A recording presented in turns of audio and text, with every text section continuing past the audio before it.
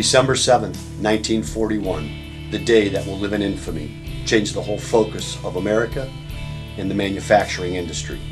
Most major manufacturing companies switched their focus from consumable to war products virtually overnight.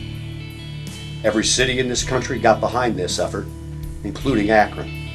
One man chose not to retool his company, a toy maker named Joseph Christianson. Joseph was a second-generation toy maker who spent his youth learning the business his dad had built, the Akron Marble and Toy Company. Although a patriotic man, he knew that the children here in America needed something to take their minds off the Axis power. In my research for my book, Daddy, Where Your Toys Come From, I discovered that many of our current toys were initially produced by the Akron Marble and Toy Company. The founder, Joseph Christianson, was the inventor of a product that he called brocks. These were a combination of bricks and blocks. They were approximately 3 inches by 2 inches long, and they had holes drilled in them. In the packaging, he also included small wooden pegs. You could use these wooden pegs to connect the brocks together and make different types of buildings. They were obviously the predecessor of what we now call Legos. The brick industry was greatly influenced by these brocks, and they added holes to their bricks to help maintain the strength in the bricks. Joseph changed the way that products were distributed. He was the very first to send products by the air instead of by train. He had an entire fleet of blimps that he would send his finished marbles to the lakefront in Cleveland, where they would be then sent to all parts of the United States. With gas being a premium during the rationing, and with his company not participating in manufacturing for the war effort, he needed to find a cheaper mode of transportation for his products. Unfortunately, this newfound transportation would shape Joseph more than his father's guidance. On June 1st, 1946, a fire broke out on one of the dirigibles making a trip to Cleveland. A fuel cell ignited just after takeoff.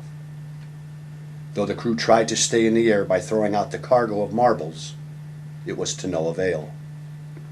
The blimp crashed, killing the 2 pilots and injuring 2 others. This was a dark day that led to the whittling back of the toy side of his business. First we thought it was a hailstorm. We had heard it hitting the roof. Mom and I ran to the window. I wanted to get outside. She didn't know if that was safe. We saw it hit just these balls hitting the steps and rolling down the sidewalk. As soon as it stopped, I was outside, and it didn't last long. It was just over like that. I started scooping them up, these marble things. My friend across the street got lots more than I did because he stuffed his jeans pocket. And I wasn't, of course, allowed to wear jeans then. Girls couldn't do that. Well, when Dad came home, Mom told him. He checked the roof, got the ladder, got up there, discovered blah.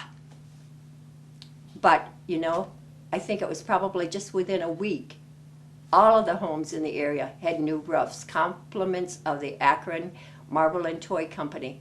Once the war ended, Joseph dropped the toy side of his manufacturing and focused more on the marbles, which brought his family so much wealth and prosperity.